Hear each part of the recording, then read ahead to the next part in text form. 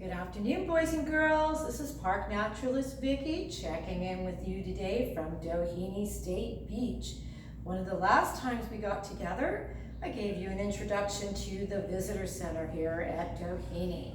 Today what I'm going to do is I'm going to be focusing on one of the display cases, and we're going to be focusing on mammals.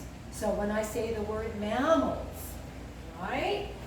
One of the characteristics is fur or hair. Another one would be warm blood. Another characteristic of a mammal would be live birth. And finally, after they're born, typically is their mother's milk. So those are some of the characteristics of mammals. And I'm going to be focusing on land mammals, right? So when you look at these cases, you're probably wondering, was this a real animal? Or what's the story? And here at Doheny, what happens when the animals run across the road, what do you think might happen? Typically, how we get these display mounts, taxiderm mounts, the taxidermist is the one who displays them. They usually get hit by a car, unfortunately. Good lesson, always slow down in a car, just another reason.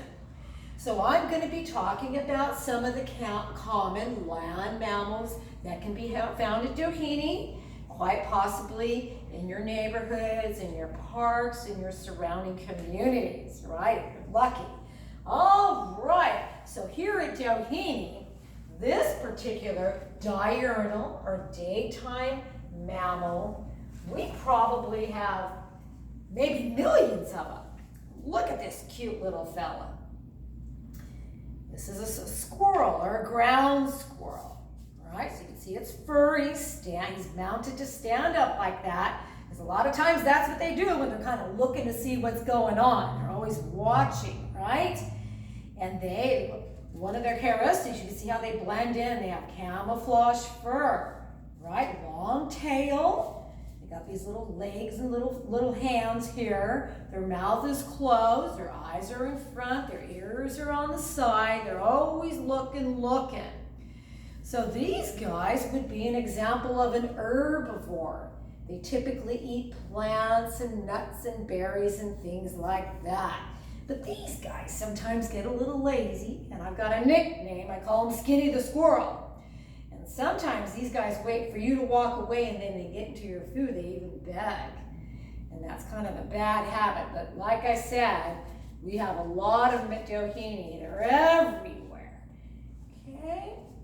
And another diurnal animal that we have at Doheny, and you probably have these guys and girls in your parks, maybe around your schools and your open spaces. And these are cottontail rabbits, right? And like Skinny, kind of standing up, right? You can see cottontail, different body design, similar, but not all the way the same. Lives in the same habitat. Camouflage fur, right? Similar feet and hands, but look at his back feet. Kind of long, and he uses that as an adaptation to help him hop. So when Skinny the squirrel gets scared, he runs, right? Climbs trees. This guy hops. And look at how different his ears are. He has those big ears. And if you have any pet rabbits at home, you can see how they independently move them so they can hear all around them. They move them, right? And these guys, like squirrels, they're herbivores. Although they have kind of better behavior. They eat grass and nuts and things like that. And like I said, you typically find them during the day. And you can find evidence of them by their droppings, by their scat. They kind of look like little balls. That's typically how a herbivore's scat looks like. By the way, here's a little skull to show you what their teeth look like, because they like that. All right, well, when the sun goes down and the moon comes up and it gets nighttime, there's a whole, probably a larger variety of mammals that come out after hours at Doheny. And this one is probably one of my favorite. Right, this is a possum, and a lot of times people mistakenly think it's a rat because he has a bare tail. And I'll talk about the tail in a minute. But like the other two ones, he has a camouflage fur, pointed little snout, cute little ears. And like I said, he's sleeping during the day, comes out at night, and he's hungry. So he's looking for things. He would be an example of an omnivore. He eats plant items and animal things. He'll dig in the muddy like some kind of squishy. He's got sharp nails, lots of teeth, right? He's got this bare tail, and he shares the nighttime with the larger mammals that I'm going to talk about in a minute. So when I live in San Clemente, he'll come out at night and he'll climb up on the fence. Why do you think he's doing that? To make himself look bigger and try and kind of hide. Well, like you and I, sometimes he falls down and has accidents. And with this bare tail, it's a prehensile or a grasping tail. And he catches himself from falling. Okay? And these guys are one of the only, is the only marsupial, a pouched animal in North America. So when they have their babies, the little babies go in the little pouch and they live in the mother's pouch. And eventually, when the pouch runs out of space, guess what? They climb on the mother's back. And the mom's carrying the little babies. And then eventually the babies fall off. And then guess what? They have to learn how to survive in Mother Nature without mama. So I don't know if you've ever heard about an abandoned possum. That's how they get there. They fall off mama's back.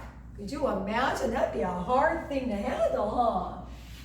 All right, now let me open up this one. Excuse me while I open this display case. We're moving up the food chain from the herbivores to the larger carnivores. And this particular feller, right over here, is a raccoon, and they call him the masked bandit. See how it looks like he's wearing a mask? Because like Skinny the squirrel, he gets a little lazy sometimes and gets into trash and things he shouldn't be eating. But look at his nails, very sharp. And his front feet, by the way, very maneuverable. He can open doors and get into things he probably shouldn't be getting into. And look at his mouth. See how it's closed? So this is our first example of a carnivore, although he probably likes to eat fruits too. Sharp teeth. Okay, so he likes to eat more meaty things than that, right? But sometimes, like I said, it's like Skinny the squirrel, this guy gets a little lazy and he gets into things. He doesn't want to hunt for his food, he just wants to get an easy meal. So sometimes when I live in San Clemente, they climb down the palm trees at night, and guess what they get into? They get into the trash. So if you're camping, or if you ever see a raccoon, do you think it'd be okay to say, hey, get away and get your food back? No, sharp nails, sharp teeth, and when they get scared, guess what they do? They scratch and they bite and they have rabies, and you have to go get a rabies shot. So be respectful of that. They can be bad news, even though they're very beautiful. All right, I'm going to slide this back again, and let's meet one of the stars of the nighttime skies.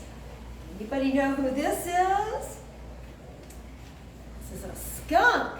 Now the skunk, unlike the other ones I just talked about, no camouflage fur. He doesn't have that adaptation. He has a bright white stripe.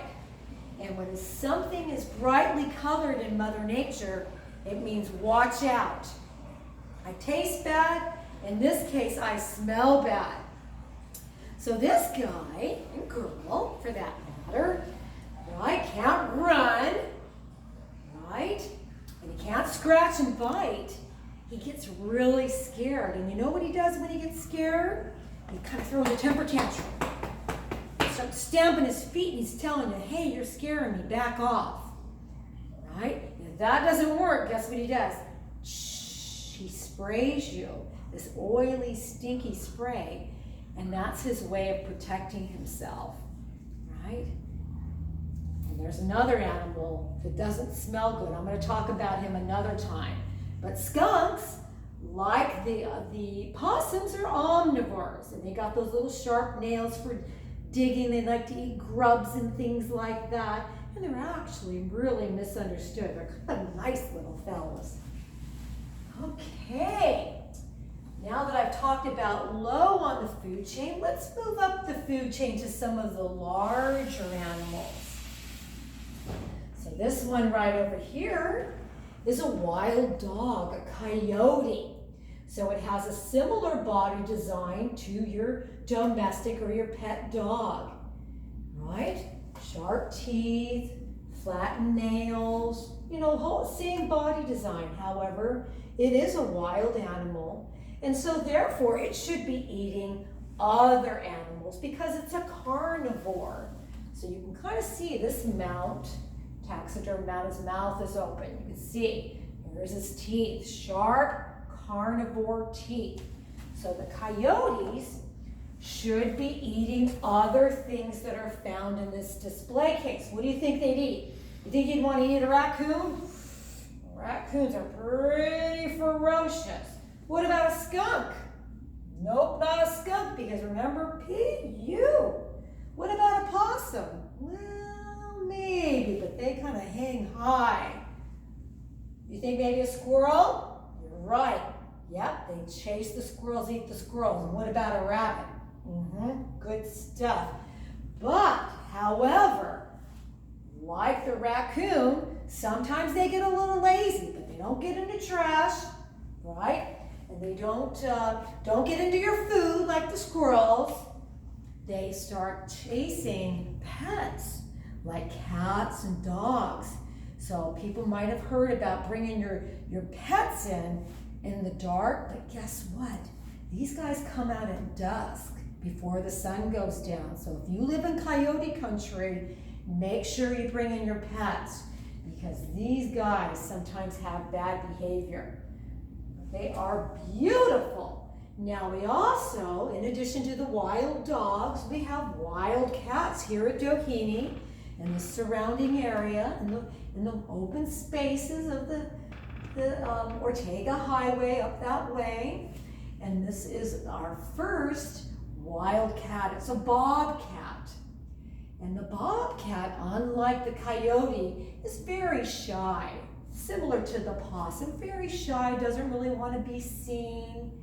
And they are nocturnal, so we'll be hanging out, sleeping during the day. And if you look at the coloration of their fur, see how they have all those spots on there? That's an adaptation because they like to sleep underneath the trees, and all the shadows from the leaves help camouflage them. And they have sharp teeth, like the coyote, so they're a meat eater. And they have sharp nails. But guess what they do with their nails? They have what's called a retractable nails. So they retract or pull in their nails, and that way when they're walking, their nails can stay sharp and be used as tools to catch their food. So they like to eat similar things to the coyotes. The bobcat, by the way, if you look at his tail, see how it's a little tail? It's a bobtail for a bobcat. Beautiful animal. If you get to see them, feel so lucky. All right, the last one I'm going to talk about is one that I've never seen here at Doheny, and I don't think that they're here at Doheny because this big animal needs a lot of space. So they'll be living maybe down at Camp Pendleton and in South San Clemente. They might live up in the Ortegas and maybe out in the desert, in the forest, because they need lots of space, and that is a mountain lion or a puma or a cougar, right? And they get at least 100 pounds, and they're a big animal, and like the bobcat, in this particular mount, can you see their nails? Sharp nails. And as I said, they use them to catch their prey. Sharp teeth. Camouflage fur. Okay. Difference is, look at his tail. Nice long tail. Now these particular animals are at the top of the food chain. There's no other animals that prey after them or want to hunt them and eat them. They're at the top. The only one that hunts them would be humans.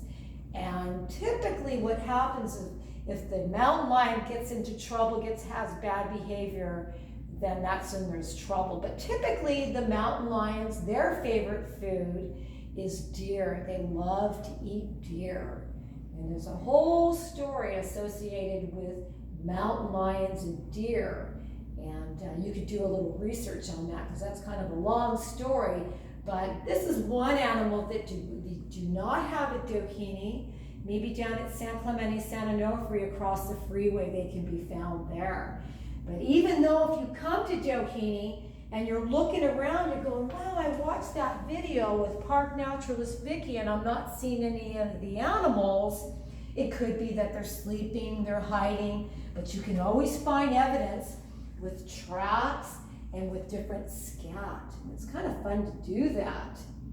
So boys and girls, that's a quick little overview of some of the mammals, the land mammals that can be found at Doheny. Around this area at Dana Point, maybe in your backyards, maybe in your communities or your parks, or maybe on the golf courses. However, I really encourage you, from one of my last videos, to get out there and go hiking. It's a lot of fun. I put a couple videos to teach you about being aware on the nature trail and what to bring. And this is just part of it, watching and looking and finding evidence of mammals, because nature is a fun thing to learn about. So I look forward to seeing you next time. Make sure you check out all the videos we're doing in Orange Coast District on the YouTube channel. San Clemente, San Onofre is doing things. Crystal Cove State Park in Laguna Beach is doing a lot of great things too. And we love to have you join us. So have a great day, happy trails, and I look forward to seeing you again.